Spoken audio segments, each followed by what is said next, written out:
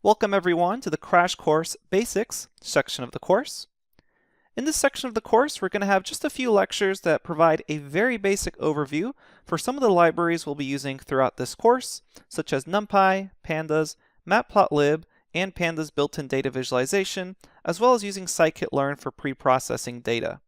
Now keep in mind, most of the time we'll be working directly with TensorFlow, and we're really just using these libraries for kind of reading in our data, manipulating it, or cleaning it just a little bit. The main focus of this course is TensorFlow.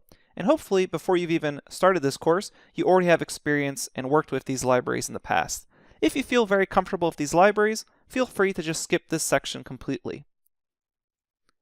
Again, this is really not meant to be a comprehensive overview of these libraries. If you've never heard of these libraries before, you may want to check out my other course, Python for Data Science and Machine Learning Bootcamp, before actually attempting this course. Again, these are very basic overviews, just enough for a quick refresher in case it's been a while since you've worked with the following libraries.